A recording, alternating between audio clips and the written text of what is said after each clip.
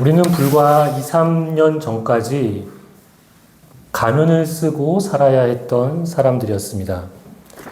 그 얘기는 코로나19로 인해서 팬데믹 기간 우리가 지나면서 우리는 가면을 쓰고 살아야 했습니다. 의심 증상이 있으면 사람과의 접촉을 피했고, 혹시 양성 판정을 받은 사람과 동선이 겹쳐서 우리가 접촉이 있었다면 코로나 검사 행렬에 우리가 줄을 서고 검사를 받아야 했습니다. 그래서 양성 판정을 받으면 집에서 우리가 일주일간 자가격리를 했던 그런 시절이었습니다. 백신 주사를 맞아 했고, 그리고 또 하나의 특징은 모든 사람들이 마스크 착용을 해야 했습니다. 거의 마스크 착용은 의무에 가까웠습니다. 자신의 위생, 타인의 건강 때문에, 그리고 코로나 확산을 방지하기 위해서 우리는 그래야 했습니다. 이때 옷처럼 우리 생활의 일부가 되었던 마스크, 그것은 가면과 같았습니다. 왜냐하면 우리 얼굴의 반 이상을 가린 그 마스크는 얼굴 표정과 그리고 거기에 담긴 감정, 분위기를 느낄 수도 없었고 또 읽을 수도 없게 한 암막 같았습니다. 그런데 한편으로 이상하게도 그것이 습관화되고 일상화되다 보니까 마스크를 쓰고 사는 삶이 안전하다고 느끼는 그런 마음이 제게 올라오는 것을 느끼는 순간이 있었습니다. 서로 마스크를 쓰고 나누는 대화에서 안정감을 느끼는 반면에 그렇지 않은 사람과의 접촉은, 그리고 그런 사람들과의 대화는 말할 것도 없고 그들과 가까이 있는 것을 꺼리고 대면하기를 주저하는 그런 모습을 발견하게 되었습니다. 마스크가 감염에 대한 염려와 두려움을 한층 낮추는 것은 맞고 그것이 가장 큰 이유였지만, 습관적으로 가면 같은 마스크를 쓰는 생활이 일상이다 보니 어느새 우리의 얼굴을 감추는 것, 그리고 표정을 타인으로부터 읽히지 않는 것, 즉 나를 드러내지 않아도 되는 것에 더 자유를 느끼고 안전함을 느끼게 된 건 아닌가 하는 그런 생각을 하게 됩니다. 우리는 어쩌면 그렇게 가면을 쓰고 얼굴로 드러나는 감정과 그리고 속마음을 숨기는 것에 더 편안함을 느끼면서 지냈던 적이 그렇게 있었습니다. 그런데 마스크를 쓰지 않았는데도 남들 앞에서 겉으로 웃어 보이지만 자신은 그 웃음이 부자연스럽게 느껴져서 마치 가면 같다고 생각하는 사람이 있습니다. 제가 소개해드리려고 하는 사람은 바로 폴 로렌스 덤바라는 미국 흑인 시인이자 소설가입니다. 덤바는 1872년에 태어나서 1906년 30살 남짓 아주 짧은 생애를 살았던 사람입니다. 그는 노예 해방 후에 그 과도기를 살았던 인물입니다. 그가 쓴 유명한 시가 있습니다. 바로 그 제목이 우리는 가면을 씁니다. 총 3년으로 구성된 시인데 제가 그 중에서 1년과 마지막 3년을 읽어드리겠습니다. 우리는 가면을 쓰고 씨 묻기도 하고 거짓말을 하기도 합니다. 가면이 우리의 뺨을 가려주고 눈에 가림막을 쳐주죠. 우리는 이 인간적인 속임수에 대한 대가를 치릅니다. 갈갈이 찢기고 피 흘리는 마음인데도 우리는 미소 짓고 입에는 밤하늘의 별처럼 셀 수 없이 미묘한 표정을 띠지요. 우리는 미소 짓지만 오 위대하신 그리스도시여, 당신을 향해 우리의 고통받는 영혼으로부터 솟구치는 외침을 들어주소서. 우리는 노래하지만 오 우리의 발밑에 진흙은 사악하고 갈 길은 아직 멉니다. 하지만 세상 사람들로 하여금 그렇지 않다고 꿈꾸게 해주시면 우리는 가면을 쓰고 살아가겠습니다. 노예제도가 폐지된 이후에 과도기를 살아가는 시인입니다. 그는 여전히 노예제도가 폐지되었지만은 가면을 쓰고 사는 것 같습니다. 시인 덤바는 흑인 노예의 부모님에게서 태어났습니다. 또 부모님은 노예였지만 탈출해서 살았던 그런 도망자였습니다. 그가 태어나서 맞이한 세상은 더 이상 노예제도가 존재 않는 세상에서 그는 태어났지만 그는 여전히 가면을 쓰고 사는 것 같다라고 말합니다. 덤바가 고등학생일 때 그는 그 학교의 유일한 아프리카계 미국인이었습니다.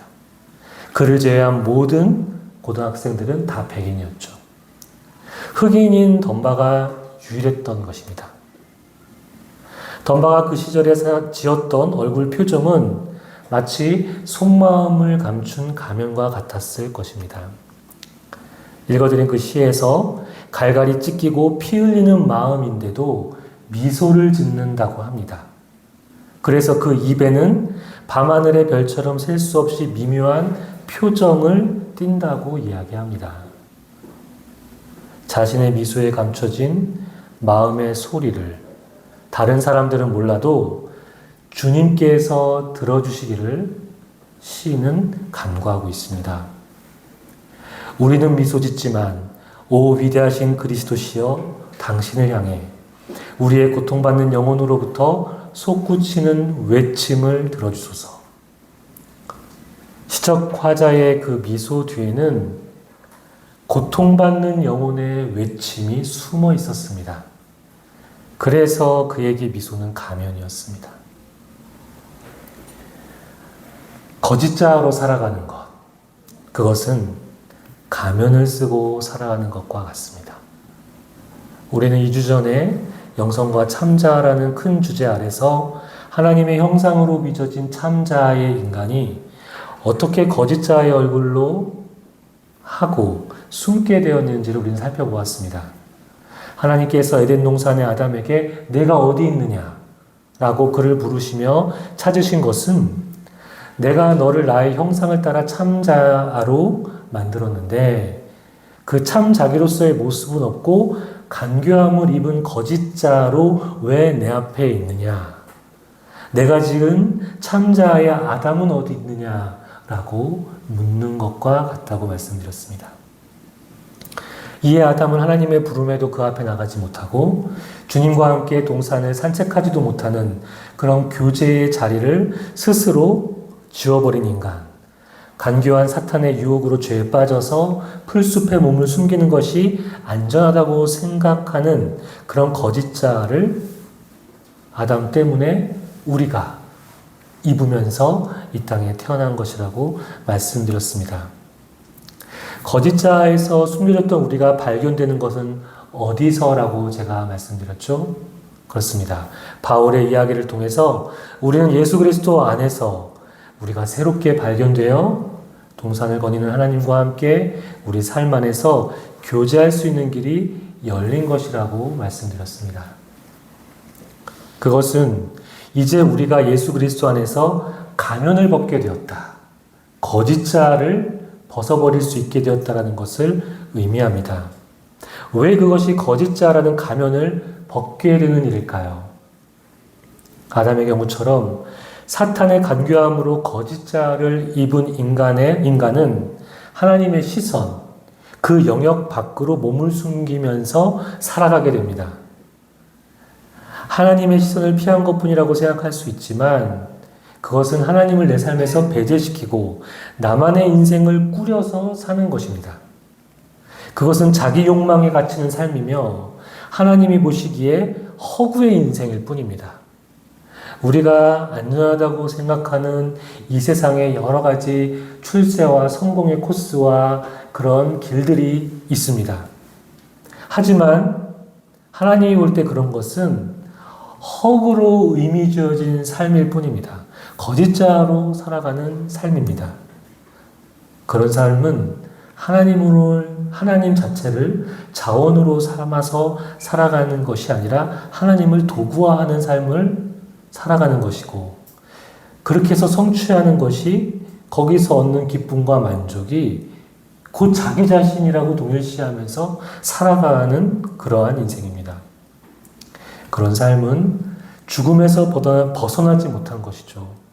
아무리 잘 살고 있다 한들 사망 선고를 받고 그날을 향해서 우리가 하루하루 더 가까이 가는 삶에 지나지 않는 것입니다.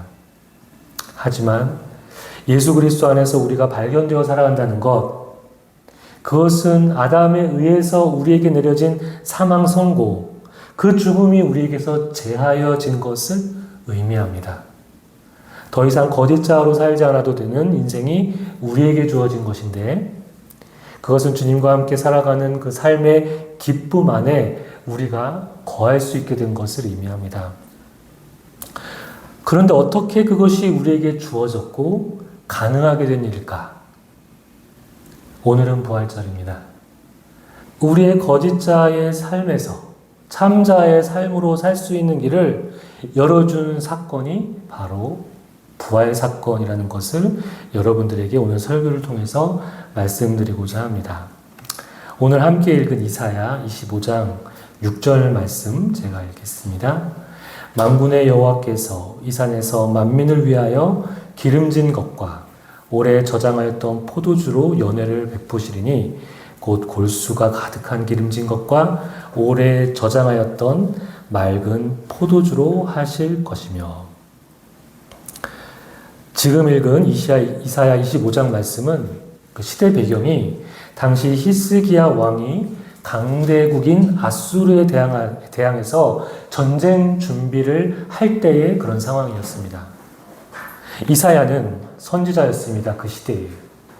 전쟁 준비를 하고 있는 그 이스라엘 백성들, 동요하는 이스라엘 백성들에게 승리를 확신하는 하나님의 메시지를 선포해야 했던 선지자였습니다. 그러면서 풍성한 잔치가 있을 것이라는 이 전쟁에 대한 승리와 확신, 희망의 메시지를 이사야는 전한 것입니다. 주님께서 잘 익은 포도주와 살코기로 큰 잔치를 베푸시는 모습이 말씀에서 그려지고 있는데요.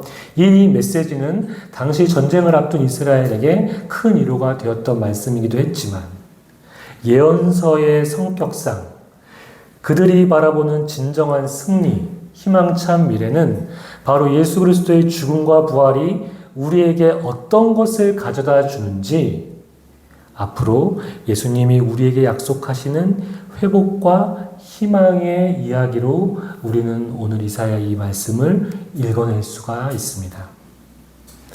주님께서는 십자가에서 죽으셨지만 죽음을 이기시고 부활하셨습니다. 그런데 여러분, 부활하신 주님이 바로 승천하셔서 하나님의 우편에 앉아 계셨던 걸까요? 그렇지 않았습니다. 주님은 부활하셔서 부활한 새로운 몸으로 40일 동안 이 땅에 계셨습니다. 제자들에게 자신을 나타내셨고 그들과 함께하면서 하나님의 일을 40일 동안 그들과 교제하며 나누었던 것이죠. 제자들은 그들의 운명이 어떻게 될까봐 두려워서 한데 모여가지고 문을 꼭꼭 걸어 잠그는 그 공간에 주님이 나타나셔서 평화를 주셨습니다. 그리고 슬픔과 비통 속에 있는 제자들, 낙담한 제자들을 찾아가셔서 그들에게 위로와 소망을 주셨죠. 그리고 우리가 잘 알듯이 무엇보다 갈릴리에서 고기를 잡으러 간 그 제자들에게 가셔서 미리 손수 조반을 차려주시고 그들과 함께 식사하면서 교제를 나누었던 것을 우리는 잘 알고 있습니다. 그런데 지금 제가 읽은 이사야 25장의 말씀, 주님께서 미래의 희망에 대한 메시지로 승리의 연회를, 잔치를 이스라엘에게 베푸시는 장면, 그리고 지금 제가 말씀한 부활한 주님께서 40일 동안 제자들과 함께한 시간들을 한번 비교해서 살펴보십시오. 그 모습이 어디가 비슷합니까? 마치 이스라엘의 희망찬 그런 미래의 모습, 예수님께서 부활하시고 어지럽고 복잡한 마음, 소망이 무너진 제자들의 마음에 머물면서 교제한, 더 이상 그들의 삶이 절망과 슬픔의 시간이 아니라 기쁜 잔치의 시간이라는 것을 그들에게 알려주시고 오늘 우리에게 보여주시는 거라고 저는 생각을 합니다. 즉, 부활한 주님이 제자들과 함께 인격적으로 40일 동안 이 땅에 머물면서 교제했다는 것, 그 의미는 무엇입니까? 예수님의 부활은 사망 선고를 받고 그날을 향해 한 발 한 발 걸어가는 우리를 멈춰 세우고 우리를 생명의 교제 자리에 초대한 사건입니다. 불숲에 숨어서 하나님과 눈 마주침도 못하고 제대로 교제하지 못했던 아담이지만 하나님과 교제할 수 있는 자리로 나올 수 있게 하신 것, 바로 부활하신 주님이 40일 동안 우리와 함께하면서 너희에게 이러한 자리를 마련해 주기 위해서 사망으로 단절된 그 교제의 자리를 내가 이렇게 베풀고 승천하시겠다라는 그 의지가 사실 이 부활 사건 이후에 담겨져 있는 것을 우린 보게 됩니다. 그런데 그들이 주님과 함께 살코기와 잘 익은 포도주를 마시며 마음껏 주님과 교제하게 된 것이 어떻게 예수님의 부활이 우리에게 준 전부일까? 그 선물이 다일까? 그렇지 않습니다. 이사야 25장 이어지는 7절과 8절 말씀 제가 읽겠습니다. 또 이 산에서 모든 민족의 얼굴을 가린 가리개와 열방 위에 덮인 덮개를 제하시며 사망을 영원히 멸하실 것이라. 주 여호와께서 모든 얼굴에 눈물을 씻기시며 자기 백성의 수치를 온 천하에서 제하시리라. 여호와께서 이같이 말씀하셨느니라. 그렇습니다. 아수르와의 전쟁을 앞둔 이스라엘, 그들이 느꼈던 두려움과 공포는 마치 그들이 곧 죽음을 맞이하게 될 그런 수위를 입고 있는 것과 마찬가지였습니다. 초상집 같은 분위기였을지 모릅니다. 그런데 하나님께서는 이사야를 통해서 그런 그들이 두려움과 공포에 떨면서 전쟁을 앞두고 마치 죽을 목숨처럼 수위를 미리 걸치고 있는 그들에게서 이 말씀은 그들의 수위를 찢어먹기시고 없애실 것이라고 지금 말씀하고 있는 것입니다. 얼굴을 가린 가리개, 열방 위에 덮인 덮개가 제하여진다는 것. 이것은 과연 무슨 의미일까요? 당시 이스라엘의 상황에서 그들의 전쟁을 앞둔 그들의 공포와 두려움에서 그들이 벗어나서 그 승리를 이기게 하실 것이라는 그런 희망적인 메시지에만 국한되지 않습니다. 예수님의 오심, 그분의 죽으심과 부활의 관점에서 이사야의 이 예언적 선포를 우리가 읽게 된다면 이 의미는 하나님과 그 백성 사이에 가로막혔던 벽이 허물어진다라는 의미입니다. 하나님과 우리 사이의 장애를 예수 그리스도께서 제하여 주신다라는 의미로 우리는 이사야의 메시지를 들을 수 있습니다. 그래서 주님께서 부활하시고 바로 승천하신 것이 아니라 40일 동안 이 교제의 기쁨을 우리와 함께 누리신 것이죠. 이것이 바로 부활이 우리에게 준 선물입니다. 부활의 여러 가지 의미를 우리가 많이 부여하고 그렇게 배우고 알지만 중요한 것, 우리가 놓치기 쉬운 하나는 우리가 사망을 이기고 내신 그 주님께서 이러한 교제의 자리로 초청하신 것은 우리의 삶이 더 이상 거짓자가 아닌 참자로서 주님과 함께 살아갈 길을 알리신 그런 사건이 바로 부활이라는 것을 우리는 명심해야 합니다. 바로 앞전에 말씀드린 7절에 얼굴을 가린 가리개를 제하신다라는 그 말씀에서 이 얼굴이라는 말은 히브리어로 파님이라는 단어입니다. 얼굴은 우리가 알다시피 신체의 한 부분이지만 성경에서 등장하는 얼굴이라는 의미는 문장마다 맥락마다 다양하게 쓰입니다.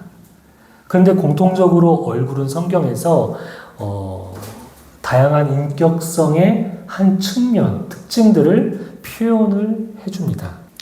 그렇다면 여기서 사용된 얼굴을 가린 가리개를 제하신다라는 거기에서 이 얼굴은 어떤 의미에 가까울까요? 저는 거짓자로 하나님 앞에 제대로 서지 못했던 우리, 풀숲에 숨어있던 우리가 예수 그리스도와 그분의 부활로 하나님과 교제할 수 있게 된 거짓자의 너울을 찢고 참자로 회복하는 그런 의미의 얼굴로 저는 다가옵니다.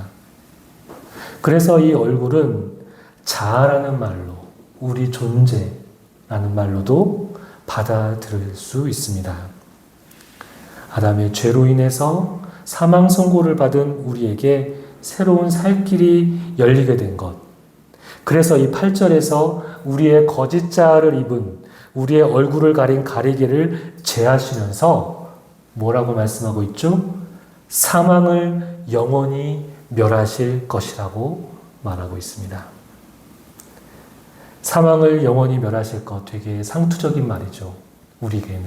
하지만 이 사망을 영원히 멸하실 것이라는 이야기를 오늘 두 번째 본문 고린도전서 15장 54절에서 바울은 지금 이사야 25장 8절에 사망을 영원히 멸하실 것이다라는 것을 인용하면서 우리의 몸의 부활에 대해서 이야기하고 있는 것입니다. 최후에 우리가 어떻게 몸의 부활을 할 것인지 바울은 고린도전서 15장 52절부터 54절까지 말하고 있는 것이죠. 제가 그 부분을 한 번 더 읽어드리겠습니다. 나팔소리가 담에 죽은 자들이 썩지 않을 것으로 다시 살아나고 우리도 변화되리라. 이 썩을 것이 반드시 썩지 아니할 것을 입겠고 이 죽을 것이 죽지 아니함을 입으리로다. 이 썩을 것이 썩지 아니함을 입고 이 죽을 것이 죽지 아니함을 입을 때에는 바로 이 부분입니다. 사망을 삼키고 이기리라고 기록된 말씀이 이루어지리라. 바울은 사망을 삼키고 이기리라고 기록된 말씀, 바로 이사야 25장 8절을 이야기하면서 우리가 최후에 얻게 될 몸의 부활에 대해서 이야기하고 있습니다. 바울은 우리가 부활로 인해서 우리 역시 최후에 변화된 몸을 입을 거라고 이렇게 반복적으로 이야기합니다. 그 몸은 썩지 않을 몸이다. 죽지 아니함을 입은 몸이다. 예수님께서 부활하셔서 40일 동안 이 땅에 사시면서 그 몸을 직접 제자들과 많은 사람들에게 보이셨다. 그 몸을 우리가 입게 될 거다. 라고 말하고 있는 것입니다. 그것을 가리켜 사망을 삼키고 이길 것이다. 라고 바울은 표현했던 것이죠. 우리는 최후에 이런 몸으로 부활할 것을 고대합니다. 그렇다면 우리는 그 시간을 맞이하기 전까지 죽을 때 그런 몸을 입는다면 그때는 그 나중의 일이니까 지금은 상관없네 라고 생각할 수 있지만 그렇다면 우리는 그 시간을 맞이하기 전에 어떻게 이 세상을 살아가야 하는 걸까요? 저는 참자를 가린 우리의 거짓자라는 가면을 벗고 그 가리개를 우리의 얼굴에서 벗어버리고 참자로 살아가는 것이 바로 우리가 몸의 부활을 믿기 전에 이 땅을 살아가면서 해야 할 일이라는 것을 깨닫게 됩니다. 그것이 예수 그리스도가 부활을 통해서 우리에게 제시해 준 길입니다. 이 길을 통해 예수 그리스도가 죽음을 이기신 것처럼 최후에 우리의 몸이 그와 같이 변화할 것입니다. 사실 우리는 이 고백을 오늘도 우리가 성찬 예식을 하기 전에 그런 고백을 드릴 것입니다. 바로 사도신경으로 우리는 예배 때마다 신앙을 고백하면서 이 부분을 늘 되새깁니다. 몸의 부활과 영생을 믿습니다. 하고 말이죠. 조직신학자이신 김진혁 교수님이 이 사도신경에 관해서 쓴 책, 우리가 믿는 것들에 대하여 라는 책에서 이 부분을 설명하시면서 부활이 우리에게 주는 궁극적인 것을 이렇게 설명합니다. 제가 그 부분을 인용해서 읽어드리겠습니다. 많은 사람의 종교심이 죽은 후에 낙원에 가서 행복을 누리는 것에 맞추어져 있을 때 부활 사건은 인류의 궁극적 목표는 죽음도 끊지 못할 하나님의 사랑 속에서 영원한 교제의 생명을 얻는 것임을 계시합니다. 좀 어려운 것 같아도 중요한 건 뭐냐면 부활 사건의 궁극적인 목적이 죽음도 끊지 못할 그 하나님의 사랑 속에서 우리와 영원한 교제의 생명으로 함께 하시는 그것을 알게 한 것이 바로, 허락하게 한 것이 바로 부활 사건이라는 것입니다. 단순히 우리가 죽고 나서 낙원에 가서 살게 될 것, 새로운 몸을 입을 것에 대해서만 우리가 초점을 둘 것이 아니라, 그것은 이 땅에서 우리가 하나님의 죽음도 끊지 못한 그 사랑의 교제에 참여하게 되는 것이 부활 사건이 우리에게 주는 가장 큰 것이다 라고 말하고 있습니다. 거짓자의 모습으로 하나님과 교제하는 것이 아니라 참자의 모습으로 교제할 수 있는 길, 그것을 열어준 것이 바로 부활 사건입니다. 사랑하는 성도 여러분, 거짓자는 말씀드렸듯이 우리에게 익숙한 마스크 같은 것입니다. 부활 사건은 죄로 인한 사망을 벗겨준 사건으로, 거짓자라는 이 마스크가 우리에게 더 이상 필요하지 않다는 것을 알려준 것이죠.